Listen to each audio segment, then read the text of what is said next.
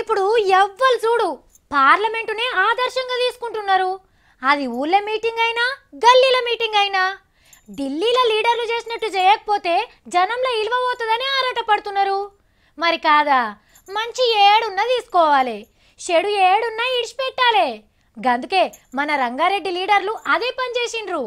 ప్రతిపక్షాలు ఎంత లొల్లి పెట్టినా సర్కారు పట్టించుకోవద్దు. సర్కారు ఏ పని ముంగటేసుకున్నా ప్రతిపక్షాలు అడ్డం పడాలి. గివ్వే కదా మీటింగ్లు అంటే.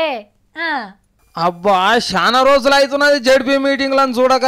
ఇగో రంగారెడ్డి జిల్లా పరిషత్ మీటింగ్ చూడండి ఎంత చక్కగా నడుస్తున్నదో. జెడ్పీటీసీలు అందరూ వచ్చి మర్యాద కూర్చున్నారు.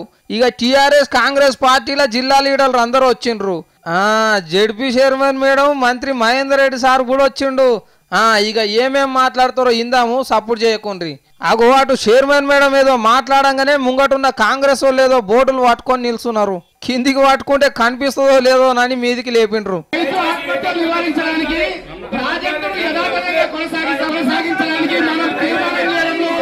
ప్రాణహిత చేవెళ్లే ప్రాజెక్టుకు ప్లాన్ మారిస్తే రంగారెడ్డి జిల్లాకు నీళ్లు రాకుండా అవుతాయి. ఇదివరకున్నట్టే ఉంచాలని కాంగ్రెస్ వాళ్ళు చేస్తున్న కొట్లాటిది. కానీ వీళ్ళొక మాట వాళ్ళొక మాట అంటుంటే చూడుండ్రి. ఇక ఇప్పుడు జడ్పీ మీటింగ్ లేక కొడుతున్నది. వారేవా మంచిగున్నది కదా లొల్లి.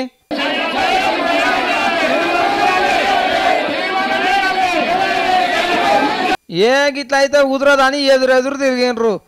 ఇక కానిండ్రిగా ఎవరికెంత ఒప్పుకున్నదో చూద్దాము.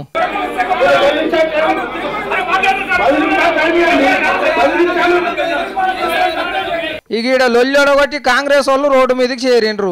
అగో పెద్ద పెద్ద జెండాలు పట్టుకొని వచ్చి ఆఫీస్ ముంగట కూస్తున్నారు. మంచిగున్నది కదా రంగారెడ్డి జిల్లా పరిషత్తు ప్రజల కోసం పెట్టుకున్న మీటింగ్.